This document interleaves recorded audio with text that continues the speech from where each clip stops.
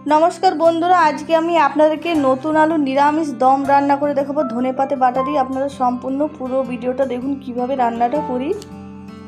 और एखाने नतून आलू निয়েছি देखुन और आलूगुलो एकई समान निয়েছি, तार संगे निয়েছি धनेपाता एकटू बेशी परिमाणे। एटा बेटे नेब और आलूटा धुए परिष्कार करे निয়েছি और आलूर खोसाटाও भालो करे छाड़िए निয়েছি। और एबारे आमी आलूटा कुकारेर मধ্যে भरे दिচ্ছি, आलूटा सेদ্ধ करे नेब। तार जोन्नो दिए दिচ্ছি जल और एबारे कुकारेर ढाकना लागिए आमी 3 থেকে 4 सीटी दिले आलूटा खूब सुंदर सेদ্ধ हो जाबे। और एदिके आलूटा सेদ্ধ होते होते धनेपाताटा आमी बेटे नेब मिक्सि बाटिर मধ্যে। तार जोन्नो दिए दिচ্ছি और धनेपाता बाटा देखुन खूब सुंदर हो गेছে। एबारे एकटा बाटिर मধ্যে ढेले नेब।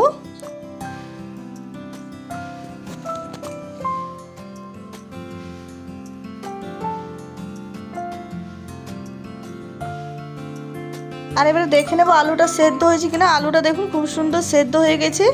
एबारे ढेले निচ্ছি একটা ফুটো জলের মধ্যে। জলটা ভালো করে ঝরিয়ে নেব আর আলুটা খুব সুন্দর ঠান্ডা করে নেব।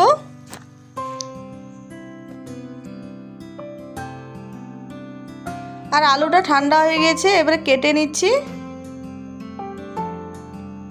একটা আলু দু ভাগে ভাগ করে কেটে নিচ্ছি আর সব আলুটাই কেটে নিয়েছি দেখুন। এবারে আলুর মধ্যে পরিমাণ মতো নুন আর দিয়ে দেবো একটু হলুদ গুঁড়ো। এবারে নুন আর হলুদ গুঁড়োটা খুব ভালো করে মাখিয়ে নেব আলুর মধ্যে।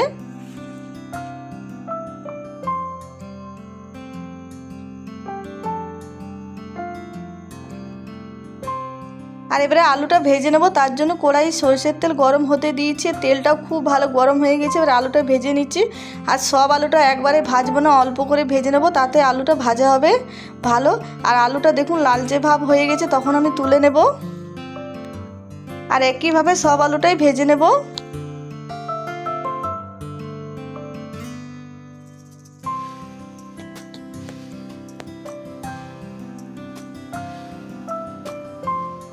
আর দেখুন সব আলুটা খুব সুন্দর ভাজা হয়ে গেছে। এবারে ওই ভাজা তেলের মধ্যেই আলু ভেজেছিলাম সেই তেলটার মধ্যে আমি দিয়ে দিলাম গোটা জিরে শুকনো লঙ্কার। গোটা জিরে শুকনো লঙ্কাটা খুব সুন্দর ভাজা হয়ে গেছে দেখুন। এবারে এই সময় আমি দিয়ে দিচ্ছি টমেটো বাটা।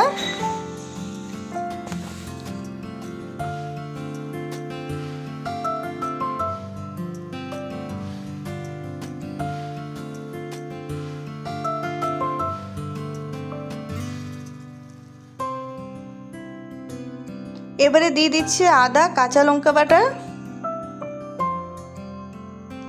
দিয়ে দিচ্ছি হলুদ গুঁড়ো, দিয়ে দিচ্ছি একটু নুন। আলুর মধ্যে নুন দেওয়া আছে তার জন্য সামান্য নুন দিলাম। দিয়ে দিচ্ছি জিরে গুঁড়ো, দিচ্ছি ধনে গুঁড়ো। এবারে মশলাটা খুব ভালো করে কষিয়ে নেব।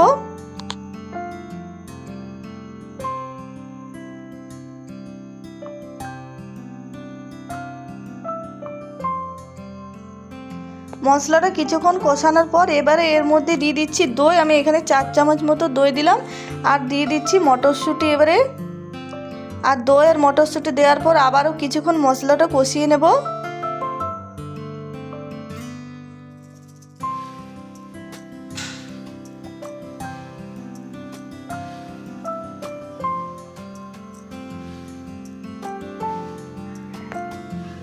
আর মশলাটা বেশ কিছুক্ষণ কষিয়ে নিয়েছি। এবারে এর মধ্যে ধনেপাতা বাটা দিয়ে দিচ্ছি আর এবারে ভালো করে মিশিয়ে নেব ধনেপাতা বাটা দিয়ে।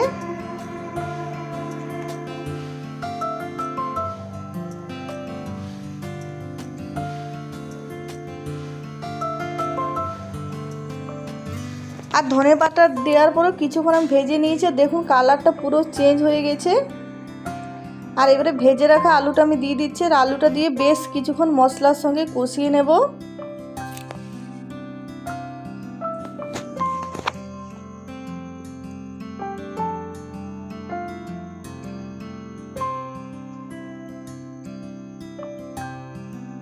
আর শীত থাকতে থাকতে অবশ্যই বন্ধুরা এই রেসিপিটা বানিয়ে নেবেন, কারণ শীতের দিনে বেশি পরিমাণে ধনেপাতা পাওয়া যায়। আর ধনেপাতা বাটা দিয়ে আলুর দম খেতে দারুণ লাগে বন্ধুরা, অবশ্যই আপনারাও বানাবেন।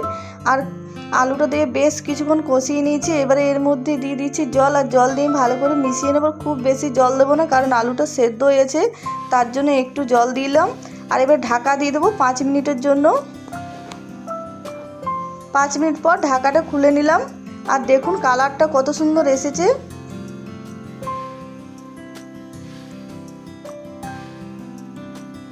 আর এবারে দিয়ে দিচ্ছি একটু চিনি আর দিয়ে দিচ্ছি এবারে শাহি গরম মশলার গুঁড়ো।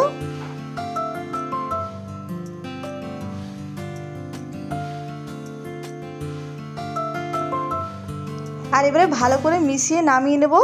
আর দেখুন নামিয়ে নিচ্ছি। আর এই আলুর দম বন্ধুরা রুটি, লুচি, পোলাও, ফ্রাইড রাইস যে কোনো দিয়ে খাবেন সবই সাথে খেতে ভালো লাগে। আর নিরামিষ দিনে অবশ্যই এটা বানাবেন, খেতে অসম্ভব টেস্ট লাগে।